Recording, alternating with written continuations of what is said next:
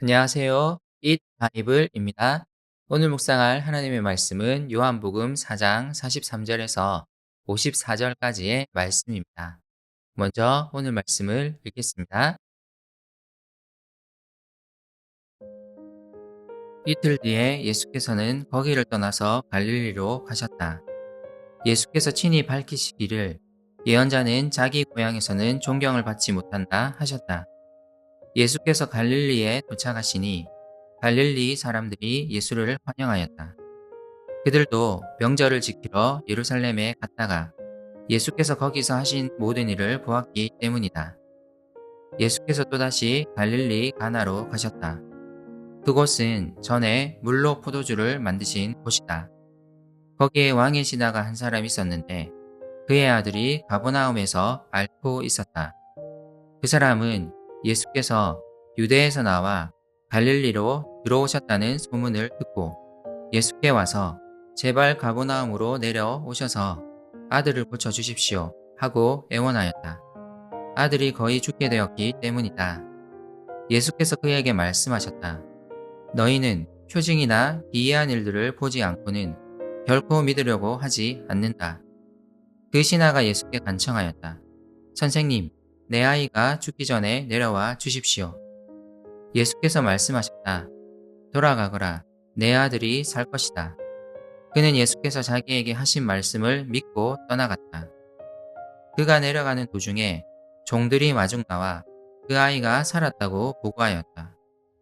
그가 종들에게 아이가 낳게 된 때를 물어보니 어제 오후 1시에 열기가 떨어졌습니다 하고 종들이 대답하였다. 아이 아버지는 그때가 예수께서 그에게 내 아들이 살 것이다 하고 말씀하신 바로 그 시각인 것을 알았다. 그래서 그와 그의 온 집안이 함께 예수를 믿었다. 이것은 예수께서 유대에서 나와서 갈릴리로 돌아오신 뒤에 행하신 두 번째 표징이다.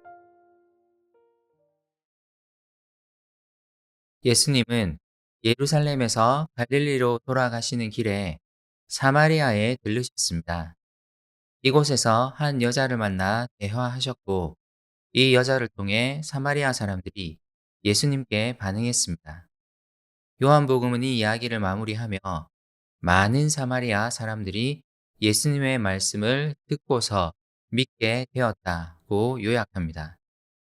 예수님은 사마리아에서 표징을 행하지 않으셨지만 그곳 사람들은 예수님의 말씀을 듣고 반응했습니다.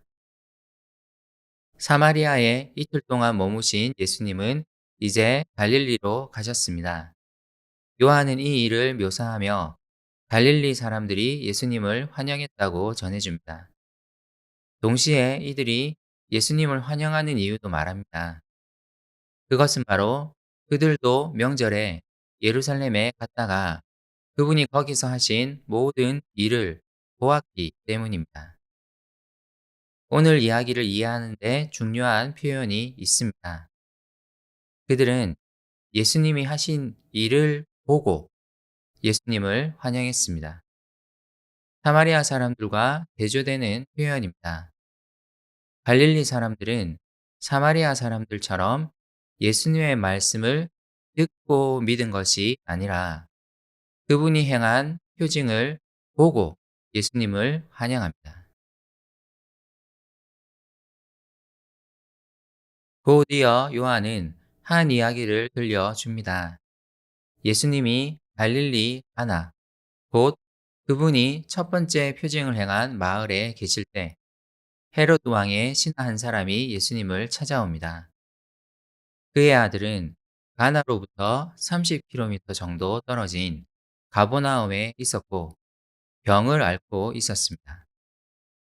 그는 가나에 계신 예수님을 찾아와 가보나움으로 가서 자신의 아들을 고쳐 주시기를 간절히 애원합니다.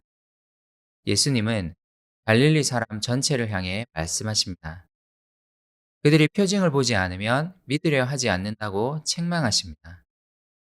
신하는 예수님의 말씀에도 아랑곳하지 않고 예수님께 자기 아들을 고쳐달라고 간청합니다. 하지만 예수님은 가버나움으로 가지 않으십니다. 그분은 이번에는 보여주시는 것이 아니라 말씀하십니다. 간청하는 신하에게 돌아가거라. 내 아들이 살 것이다. 라는 말씀만 하십니다. 이 신하는 자기 눈앞에 아무것도 보이는 것이 없었지만 예수님의 말씀을 믿고 가버나움으로 갑니다. 가는 도중 그의 종들이 그를 맞이하러 나왔고 아들이 살았다는 기쁜 소식을 전해줍니다. 왕의 신하는 아이가 어느 시점에 나왔는지를 묻고 종들은 어제 오후 1시에 나왔다고 대답합니다. 그는 그때가 예수님이 내 아들이 살 것이다라고 말씀하신 바로 그 시간이었음을 확인합니다. 그와 그의 온 집안이 예수님의 말씀으로 인해 모두 함께 예수님을 믿게 됩니다. 우리는 우리 눈앞에 무언가가 보이지 않으면 불안해하는 경향이 있습니다. 말씀을 의지하라는 공고가 매우 어렵고 추상적으로 느껴질 때가 많습니다. 하지만 그리스도인은 예수님의 말씀을 듣고 믿는 자로 부름받았습니다. 우리 삶의 문제가 잘 해결되지 않아 답답하다 하더라도 주님이 우리를 사랑하신다. 주님은 우리의 선한 목자이시다. 는 말씀을 귀 기울여 듣고 어떤 상황 속에서도 그 말씀을 믿어야 합니다. 오늘 하루 그분의 말씀을 기억하며 말씀만을 의지합시다. 함께 기도합시다. 하나님, 제 삶에 여러 어려움이 있습니다. 불안한 마음도 있습니다. 하지만 주님, 저를 사랑하시며 저와 함께 하겠다고 약속하신 주님의 말씀을 신뢰합니다. 세상의 소리에 귀 기울이지 않고 주님의 음성에 귀 기울이게 해주세요. 예수님의 이름으로 기도드립니다. 아멘.